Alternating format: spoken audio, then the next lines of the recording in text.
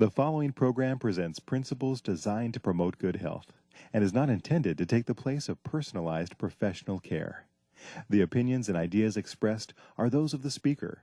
Viewers are encouraged to draw their own conclusions about the information presented.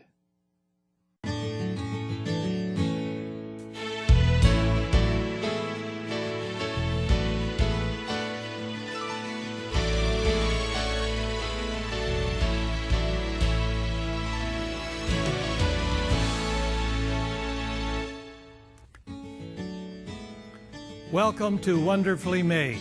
My name is Stoy Proctor, and today our topic is problems with the prostate. I have as my guest Dr. Alan Handysides, who is a specialist in many areas. He's got many degrees, and I'm certainly happy to have him with us today. Dr. Handysides, I'd like to ask you a question. Would you explain the prostate and how prevalent is prostate cancer?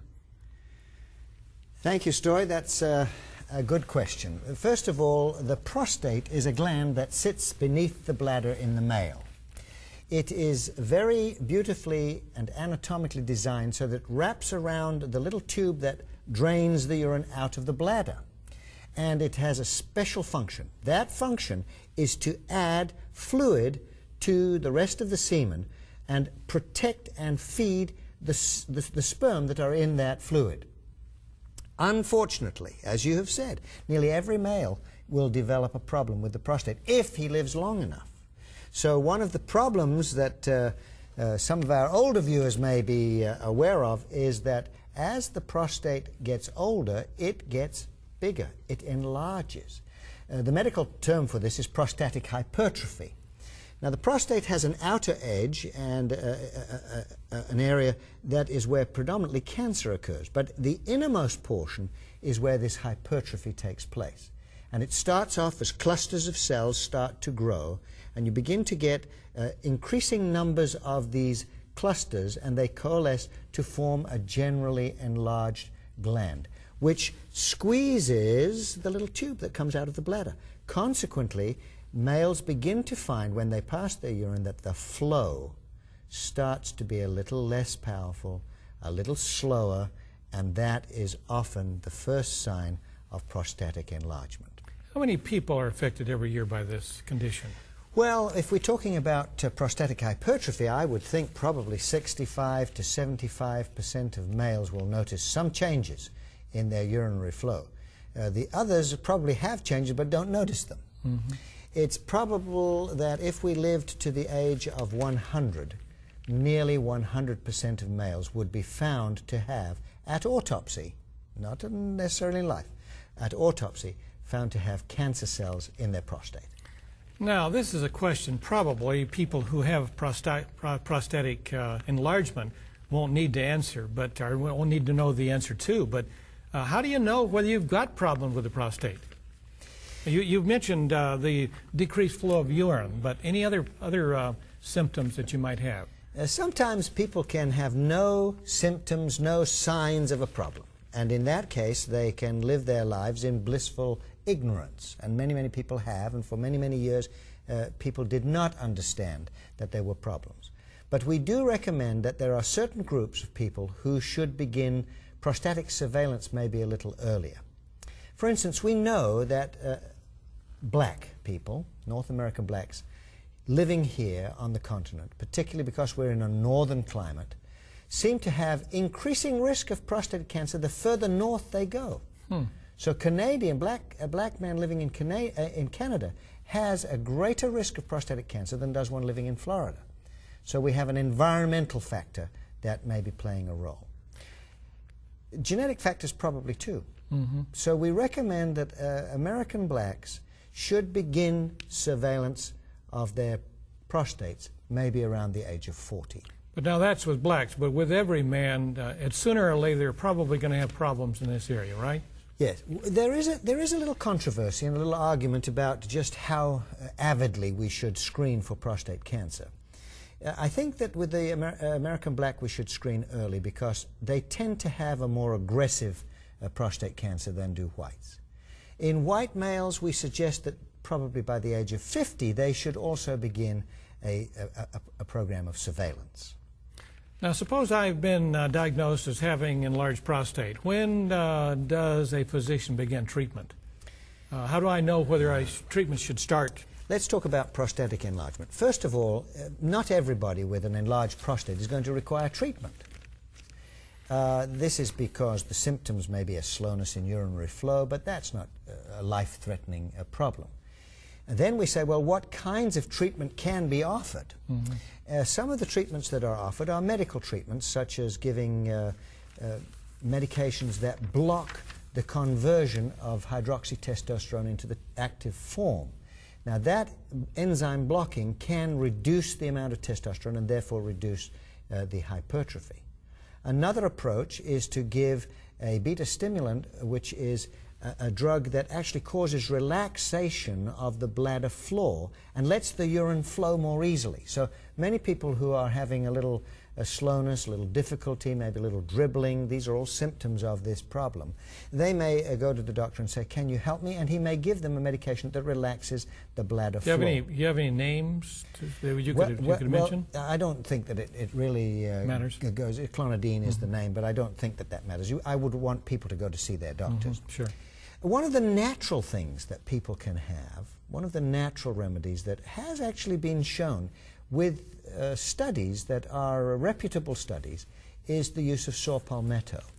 And the use of saw palmetto is an herbal remedy that in this situation is shown to improve the flow and improve the situation without having very many side effects. So medically or herbally there are approaches that can be made. But if we move from the medical, we're then talking about surgical approaches. And what about, I've heard that some people, the physician goes and reams out. Well, that's a surgical approach, yes. This is a surgical approach. That's a surgical approach. In other words, surgical approach doesn't always have to just be removal of the entire prostate. No, it doesn't have to. That's one approach, right, that is one approach. Yeah, okay. You see, one would prefer to have as less an invasive a procedure as possible. So if, for all intents and purposes, this is a benign prostatic hypertrophy, then you can go and see your doctor, and the physician can do what's called transurethral resection of the prostate. Basically, they take a very fine tube, insert it up through the urethra, which is not a very pleasant thought to many men, but through that little tube they then have a little loop that is electrified, and by moving the loop up and down they can shave off slivers of prostate, which are then washed and irrigated out, slivers of prostate to widen the opening through the prostate gland. And that is a very successful surgical approach. Is there any other approaches? Well, yes, there are many, many innovative approaches. Well, I mean successful approaches. Successful. They have used microwaves, that they will put a probe up through the prostate and then microwave the prostate. Sometimes they can put a cold probe up through there and they can actually chill or freeze sections of the prostate, and then that will die and shrivel back and open the pathway. Now, sometimes people with prostatic hypertrophy have a blood test done called a prostatic specific antigen.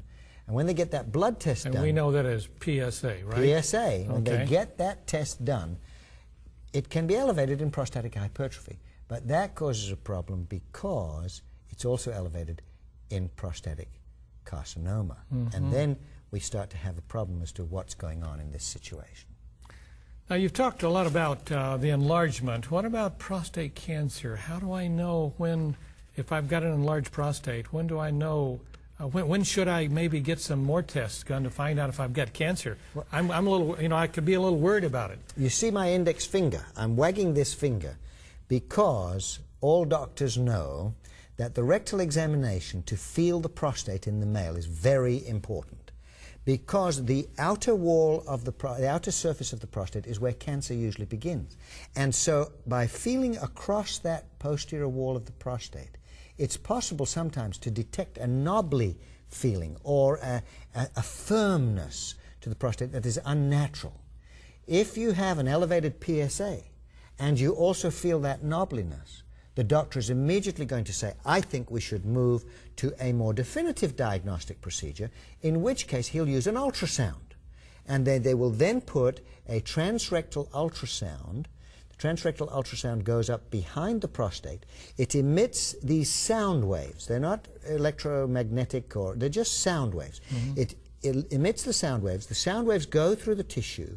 They meet against resistance, are bounced back, and the computer image that is made from all of this very modern technology will then show an outline of the prostate.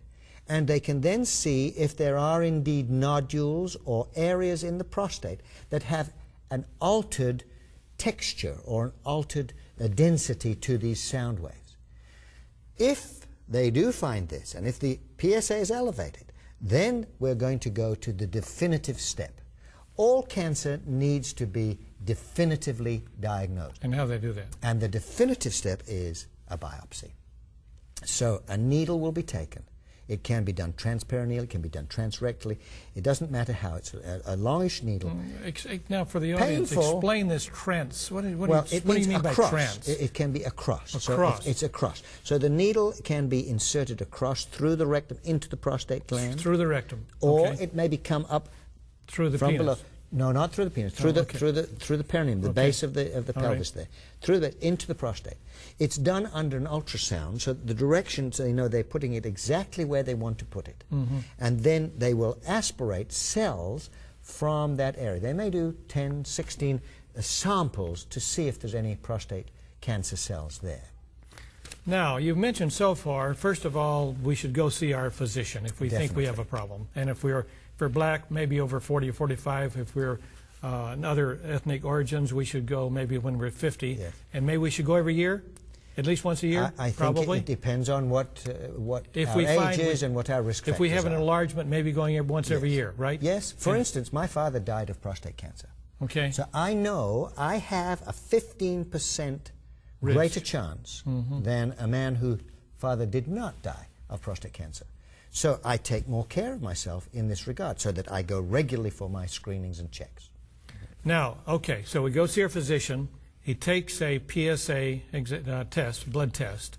If he finds some problem, he might do an ultrasound to see what kind of image we have on the prostate, and then he might do a biopsy. Yes. All right. If he finds that the biopsy is clear, there's no cancerous cells, then what? Then he will put us back to routine sequential follow-up. Because it's very important, and I would like all of our people who are watching this program to understand, that you can still have prostate cancer even with a normal PSA, which means that it's not the absolute level, but it may be the trend of the PSA, which is so important.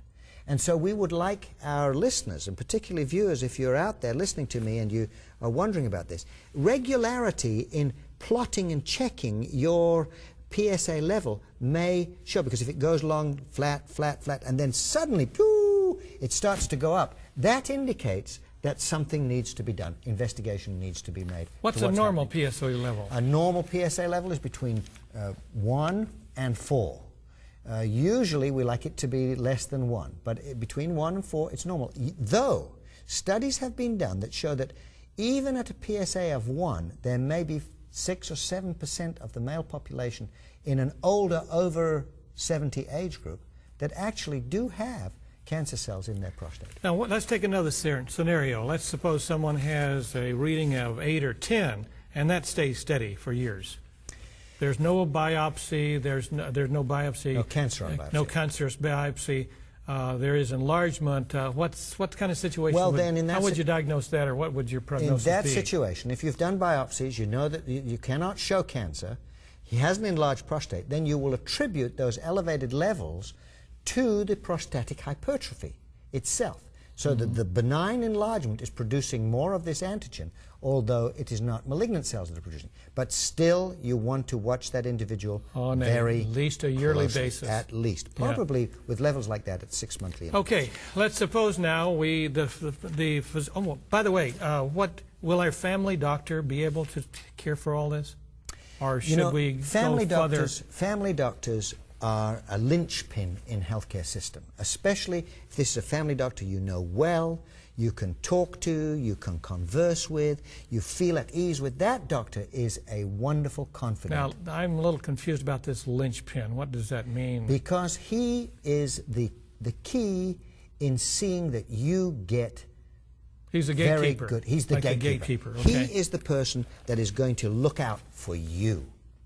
And so if he finds that you have an elevated PSA, or he is suspicious, or he has ordered an ultrasound, and there's something being found, he is then going to refer you to a urologist in your community who is well-versed, well-experienced, and able to take care of you. And that's where you trust your family doctor. You don't know the urologists in your area, but the family doctors get to know which practitioners give good service, are very knowledgeable, very competent and capable. So your family doctor is a wonderful advisor, but not necessarily the one who's going to give you the advanced treatment.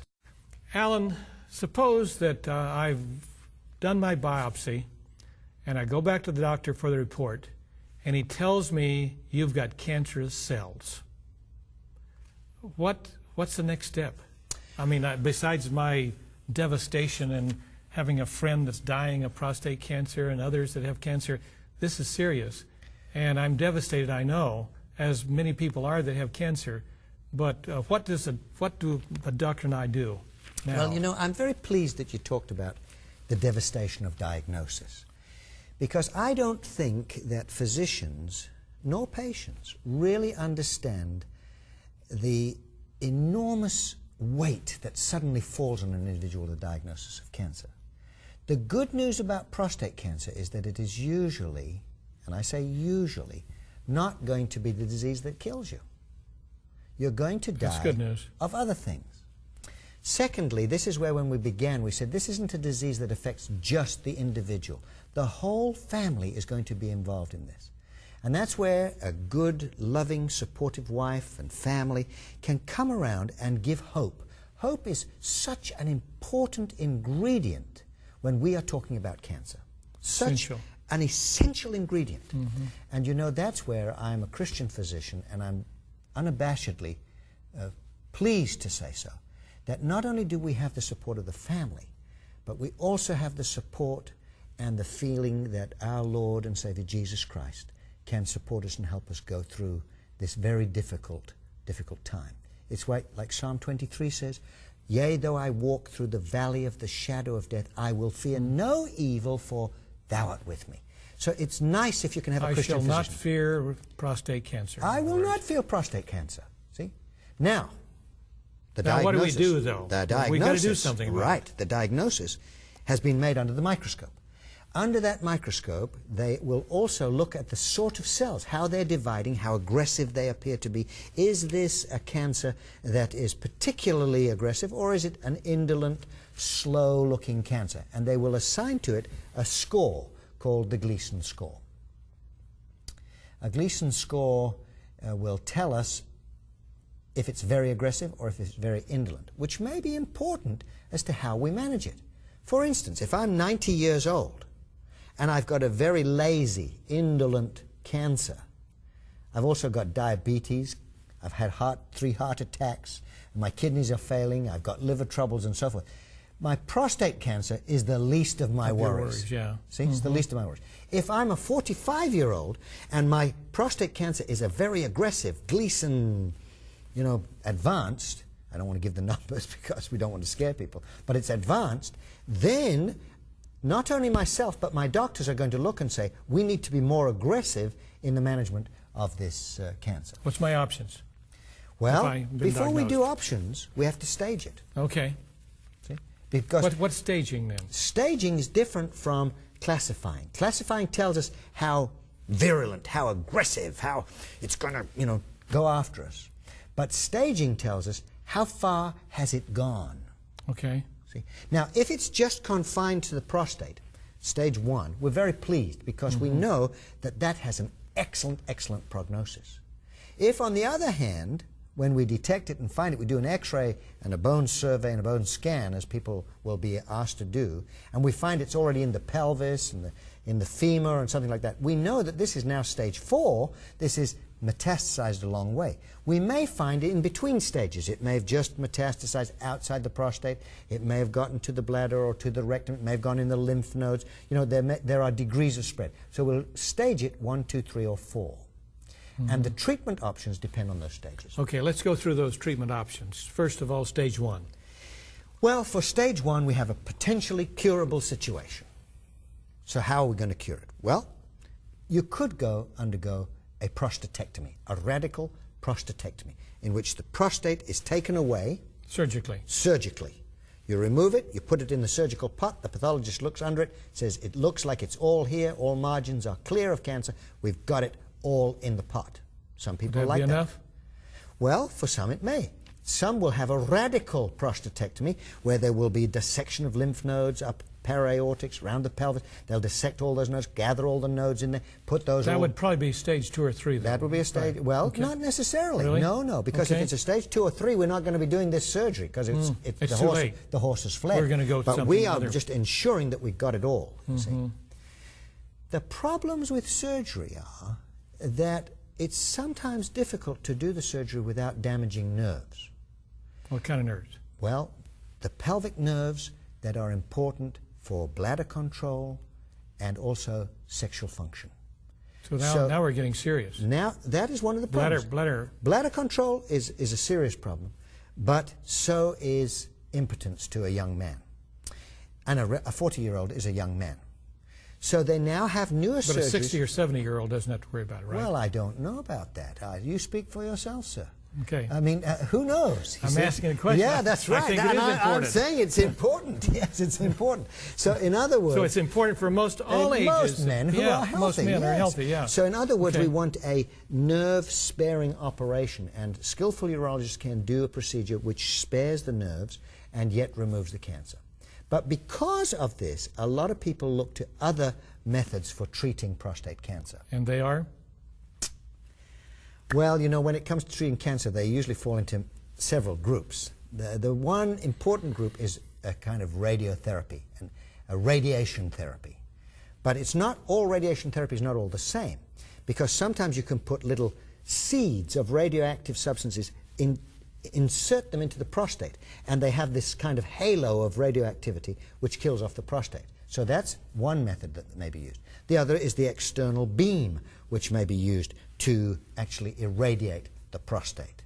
And if there is evidence of spread, the beam... Is that the same as proton? No. That's different. This is regular radiotherapy. Okay. Proton therapy, I'm so glad you mentioned, because proton therapy is an advance that has been brought to the world largely by Loma Linda University. Located in Southern California, Located right? Loma Linda, Southern California. And proton therapy is a most fantastic therapy because the proton waves can actually be contoured, which you can't do.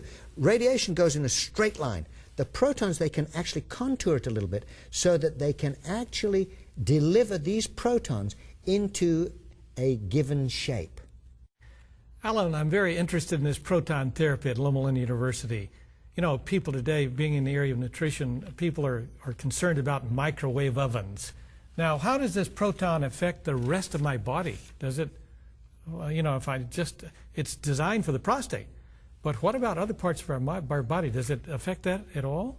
Well, a proton is a subatomic particle that is put in to this very, very prescribed place. And it's not going to affect the rest of your body. It's only going to affect that particular portion where it's focused. Then it's going to diffuse out and disappear and dissipate. Of course, it's not just prostate therapy. This can be used for many, many different applications. So it's a wonderful, wonderful advance. In fact, MD Anderson is just in the process of getting one installed. Where's that located? Don't know whether, I can't give you the location. And it's in Texas, isn't it? It's in Texas, I think, but I'm not Houston, sure. I think. And so is at Harvard. They have one in Boston. They have one of those. These things cost millions of dollars. The one at Loma Linda, I happen to know, was developed there.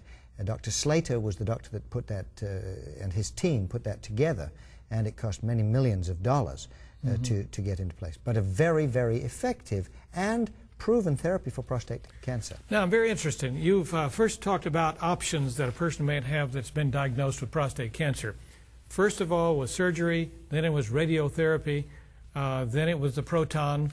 Now, is this the order that usually you're treated in? Yes. Is surgery the first before for the proton? This depends on the stage, remember? Okay. So when we get to more advanced forms, then prostate cancer is very often dependent on testosterone, male hormone, to fuel its fire of cell division and so forth. So by blocking testosterone production, either with certain medications that block it, so there are testosterone blockers, there's also a substance called a GnRH analog, which is actually a pituitary stimulator, and it can shut the pituitary production of luteinizing hormone down so that we don't get the production of testosterone. That can be used, things like Lupride and some of those medications given by injection or pellets. And then, of course, there is another surgical approach, which is in a way and indirectly a kind of medical therapy, and that is castration to remove the testicles so that they do not produce testosterone. So, yes, we have a full range of treatments. Now, there's one you haven't mentioned, though.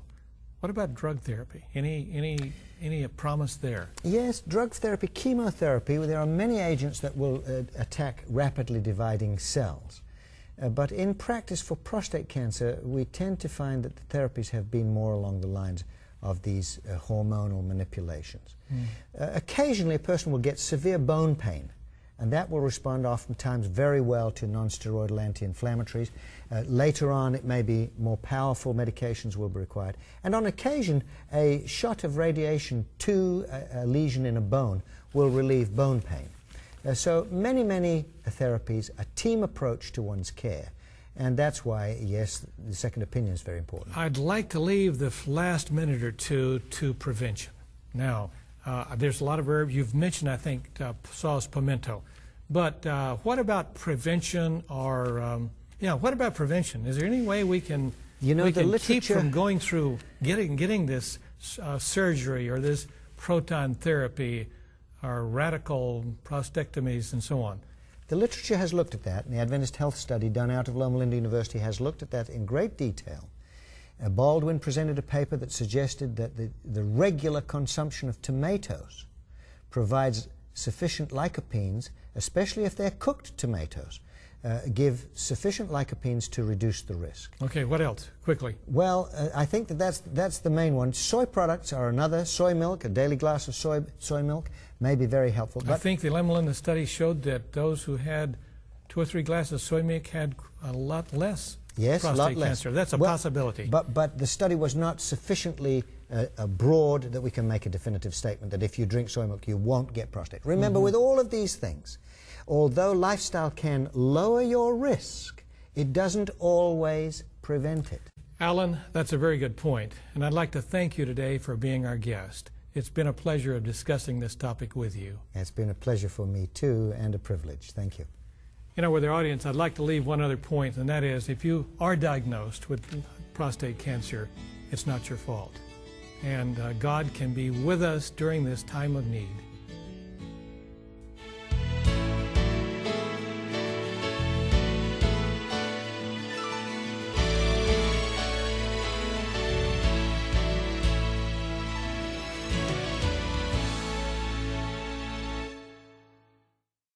Enlargement won't need to answer, but we'll need to know the answer too. But how do you know whether you've got problems with the prostate? You've mentioned the decreased flow of urine, but any other symptoms that you might have? Sometimes people can have no symptoms, no signs of a problem. And in that case, they can live their lives in blissful ignorance. And many people have, and for many years, people did not understand that there were problems.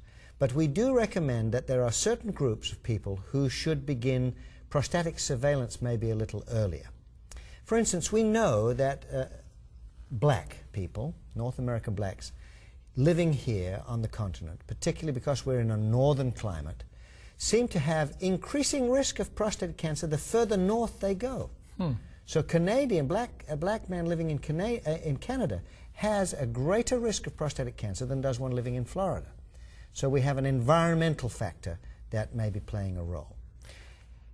Genetic factors probably too. Thank you, Stoy. That's a good question. First of all, the prostate is a gland that sits beneath the bladder in the male. It is very beautifully and anatomically designed so that it wraps around the little tube that drains the urine out of the bladder. And it has a special function. That function is to add fluid to the rest of the semen and protect and feed the sperm that are in that fluid. Unfortunately, as you have said, nearly every male will develop a problem with the prostate if he lives long enough. So one of the problems that some of our older viewers may be aware of is that as the prostate gets older, it gets bigger, it enlarges. The medical term for this is prostatic hypertrophy. Now, the prostate has an outer edge and an area that is where predominantly cancer occurs, but the innermost portion is where this hypertrophy takes place. And it starts off as clusters of cells start to grow, and you begin to get increasing numbers of these clusters, and they coalesce to form a generally enlarged gland, which squeezes the little tube that comes out of the bladder. Consequently, males begin to find when they pass their urine that the flow starts to be a little less powerful, a little slower, and that is often the first sign of prostatic enlargement. How many people are affected every year by this condition? Well, if we're talking about prostatic hypertrophy, I would think probably 65 to 75% of males will notice some changes in their urinary flow. The others probably have changes but don't notice them. Mm-hmm. It's probable that if we lived to the age of 100, nearly 100% of males would be found to have, at autopsy, not necessarily in life, at autopsy, found to have cancer cells in their prostate. Now, this is a question probably people who have prostatic... The following program presents principles designed to promote good health and is not intended to take the place of personalized professional care. The opinions and ideas expressed are those of the speaker. Viewers are encouraged to draw their own conclusions about the information presented.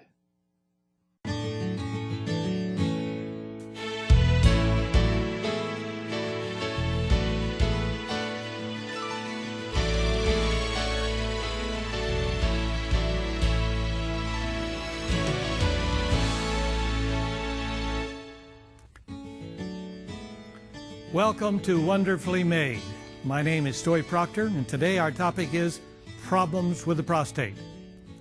I have as my guest Dr. Alan Handysides, who is a specialist in many areas. He's got many degrees, and I'm certainly happy to have him with us today.